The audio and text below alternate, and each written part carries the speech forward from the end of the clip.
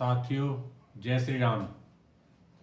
आपको एक सूचना दे दूं, मेरी ये हिंदी की पुस्तक प्रभु श्री राम संक्षिप्त चरित्र दर्शन तो पब्लिश हो ही चुकी है। अब मेरी दूसरी बुक इंग्लिश में the divine path of Shri Ram ये भी पब्लिश हो गई है। ये आप सभी के लिए मैं एक सूचना देना चाहता हूँ। अगर इंग्लिश में कोई पढ़ने में इंटरेस्टेड हो तो ये बुक आप ले सकते हैं। अमेज़न, फ्लिपकार्ट पर उपलब्ध है। ये मैं सूचना देनी थी। अब हम अपने नेक्स्ट एपिसोड में आगे बढ़ते हैं। पिछले एपिसोड में हमने यह जाना था, यह बताया था, प्रभु श्री राम की शिक्षा दीक्षा पूर्ण कर गुरु वशिष्ठ के आश्रम से अयोध्या पहुंच गए हैं। अयोध्या पहुंचने पर पूरे राज्य में, राजमहल में बहुत ही खुशी का वातावरण है। उधर महर्षि विश्वामित्र अपने आश्रम में यज्ञ कर रहे होते हैं। राक्षस प्रतिदिन यज्ञ विध्वंस कर देते हैं। राक्षस कहते हैं यज्ञों में बहुत बड़ी शक्ति होती है। इन्हीं शक्तियों से नई नई विद्या प्राप्त कर ऋषि मुनि ज्ञान विज्ञान के अनुसंधान करते हैं और हमारा राक्षसों का मुकाबला करने में सक्षम हो पाते हैं। इन्हीं शक्तियों के कारण हम राक्षस ऋषि मुनियों पर आक्रमण नहीं कर पाते, उनका कुछ नहीं बिगाड़ पाते। यह सोचकर राक्षस यज्ञ विध्वंस कर देते हैं और यज्ञ विध्वंस को देखकर उनकी आराधना को छिन्न भिन्न कर देते हैं राक्षस। सभी ऋषि मुनि और महर्षि विश्वामित्र यह देखकर बहुत ही दुखी और चिंतित हो जाते हैं। अन्य ऋषि मुनि जो महर्षि विश्वामित्र के आश्रम में यज्ञ तप कर रहे होते हैं, वो सभी महर्षि विश्वामित्र जी से कोई उपाय करने की प्रार्थना करते हैं। महर्षि विश्वामित्र सभी ऋषियों मुनियों से यज्ञ की सफलता तथा रक्षा के लिए अयोध्या जाने का विमर्श करते हैं और महर्षि विश्वामित्र अयोध्या पहुंचते हैं। विश्वामित्र जी के अयोध्या पहुंचने पर महाराज दशरथ को द्वारपाल उनके आगमन की सूचना देते हैं। गुरु वशिष्ठ भी वहीं पर महाराज दशरथ के पास विराजमान हैं।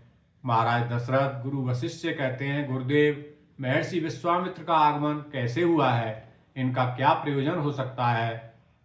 वशिष्ठ जी कहते हैं, महर्षि विश्वामित्र कोई साधारण ऋषि नहीं है, वह निश्चित रूप से किसी विशेष प्रयोजन से ही अयोध्या पधारे हैं। राजन, आप स्वयं जाकर उनका आदर सत्कार कीजिए और उन्हें द्वार से आदर पूर्वक महल के अंदर ले आइए। वह ज्ञान विज्ञान की मूर्ति हैं, आध्यात्म विद्या में उनसे बड़ा कोई ज्ञानी नहीं है। मुनि आगमन सुना जब राजा, मिलन गयौले विप्र समाजा। महाराज दशरथ उन्हें सम्मान पूर्वक महल के अंदर लेकर आते हैं। महर्षि विश्वामित्र महाराज दशरथ से कहते हैं कि महाराज दशरथ, आपके राज्य में सभी कुशल हैं, ऋषि मुनियों को कोई कष्ट तो नहीं है। महाराज दशरथ कहते हैं, महर्षि, आपकी कृपा से राज्य में सभी कुशल मंगल है। आपके आने का प्रयोजन मुझे बताइए, जिससे मैं आपकी आज्ञा का पालन कर सकूं।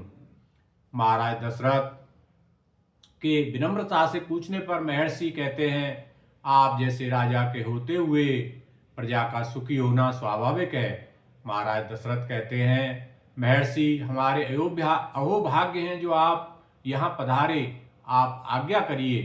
दशरथ अपने प्राण देकर भी आपके आज्ञा का पालन करेगा। महाराज दशरथ के यह कहने पर महर्षि विश्वामित्र कहते हैं, हे राजन, हम जिस प्रयोजन से आए हैं उसको आप पूरा करेंगे, हमें ऐसा पूर्ण विश्वास और भरोसा है। तत्पश्चात महर्षि कहते हैं, राजन, आप जैसे धर्मात्मा वीर राजा के होते हुए तपोवन में आश्रय शक्तियां उत्पाद कर रही हैं, ज्ञान विज्ञान स्वधर्म विभिन्न आध्यात्म के साधनों एवं जन कल्याण के लिए किए जा रहे यज्ञ पूर्ण नहीं होने देते। लंका के राक्षस सुबाहु तथा ताड़का का पुत्र मारीच अपनी मायावी शक्तियों का प्रयोग कर हमारा यज्ञ अनुष्ठान पूरा नहीं करने देते। तपोवन में सभी ऋषि मुनि महर्षि बड़े कष्ट में हैं। उन राक्षसों से आपको हमारी रक्षा करनी होगी।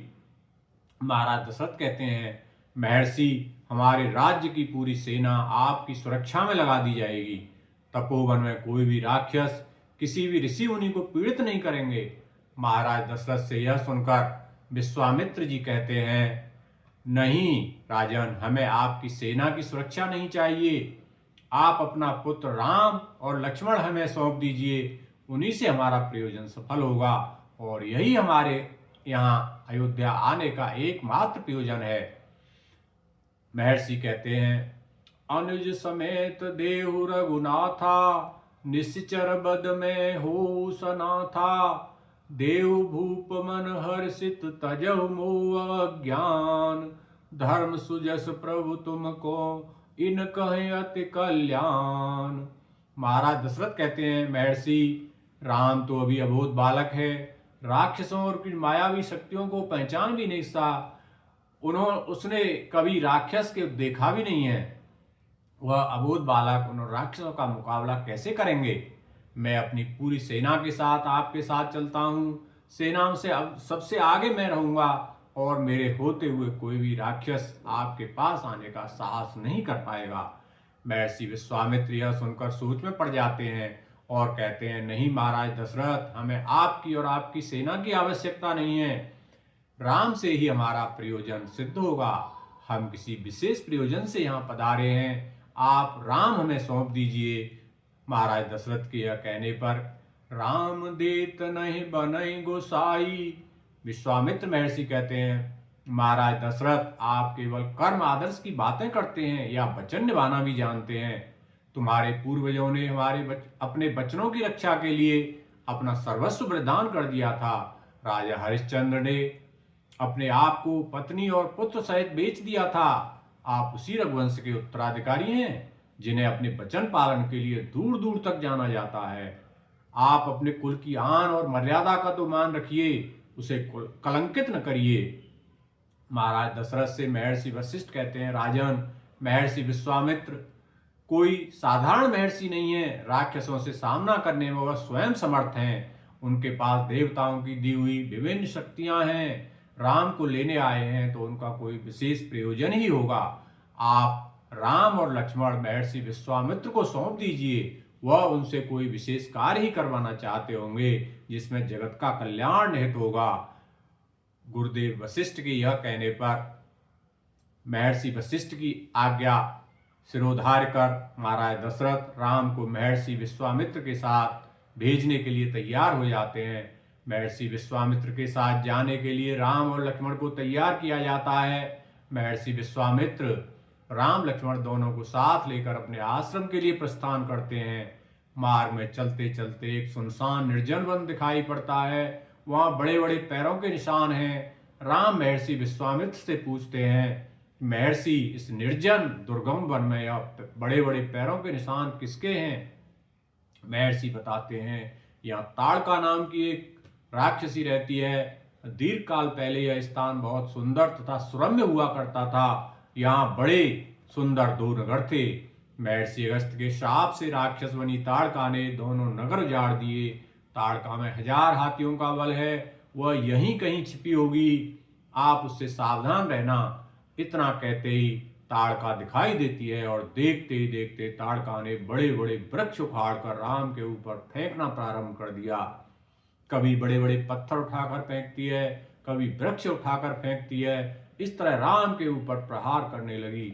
ताड़का से राम का युद्ध हुआ। महर्षि ने राम से कहा, राम, समय व्यर्थ न करिए, रात्रि में इस राक्षसी का बल दोगुना हो जाता है। मायावी शक्तियों से यह छल करने लगती है, यह कई रूप बदल लेती है। आप शीघ्र इसका वध करिए, नहीं तो यह अधिक क्षति पहुंचाएगी। श्री राम ने महर्षि की बात को सिरोधार्य कर एक बाण छोड़ा और ताड़का वहीं ढेर हो गई। महर्षि विश्वामित्र बहुत प्रसन्न हुए और वहां से चल दिए। महर्षि विश्वामित्र राम को साथ लेकर अपने आश्रम आ जाते हैं और बहुत ही प्रसन्न हैं। आश्रम में आकर विश्वामित्र जी कहते हैं, राम, तुम्हारे सिवाय कोई ताड़का का वध नहीं कर सकता था। अब हमें विश्वास हो गया है कि तुमने पृथ्वी पर जन कल्याण के लिए तथा आतताई शक्तियों का विनाश करने के लिए ही अवतार लिया है। मैं हजारों वर्षों से तुम्हारे आने की प्रतीक्षा कर रहा था और तप कर रहा था। राम, हमें ज्ञात है गुरु वशिष्ठ ने तुम्हें शस्त्र विद्या में निपुणता प्रदान की है, परंतु आज हम तुम्हें ऐसे दिव्य अस्त्र शस्त्र प्रदान करेंगे जो देवताओं को भी दुर्लभ हैं। इनमें ऐसे अस्त्र हैं जो तीनों लोकों में किसी के पास नहीं है। महर्षि विश्वामित्र ने सभी अस्त्र राम को प्रदान कर दिए। महर्षि विश्वामित्र राम से कहते हैं, राम, आप इन अस्त्रों को धारण करो। आप इन अस्त्रों को धारण करने की योग्यता रखते हैं। यह शस्त्र अस्त्र भविष्य में आपके काम आएंगे। तत्पश्चात महर्षि विश्वामित्र ने राम से कहा, राम, तुम दक्षिणा में हमें एक वचन दीजिए कि इनका प्रयोग केवल देश और समाज की रक्षा के लिए किया जाएगा। कहीं भी पाप अन्याय देखेंगे वहां शस्त्र प्रयोग अवश्य करेंगे। महर्षि विश्वामित्र कहते हैं, अब हमें विश्वास है हमारे यज्ञ तप निर्विघ्न पूर्ण हो सकेंगे। राम महर्षि विश्वामित्र से यज्ञ करने की प्रार्थना करते हैं। महर्षि, आप यज्ञ और अनुष्ठान प्रारंभ कीजिए। आपके आश्रम की रक्षा करना मेरा कर्तव्य है। सभी ऋषि महर्षि आश्रम में यज्ञ अनुष्ठान राम की सुरक्षा में निर्विघ्न पूर्ण करते हैं। आज के एपिसोड को हम यहीं विराम देते हैं। मेरा सभी से अनुरोध है कि वो एपिसोड थोड़ा लंबा है, लेकिन ये प्रसंग पूरा करना जरूरी था। आप अवश्य इस पूरे एपिसोड को देखिए, जिससे आपको राम की शक्ति और महर्षि विश्वामित्र के बारे में ज्ञान प्राप्त हो सके। Thank you very much. धन्यवाद।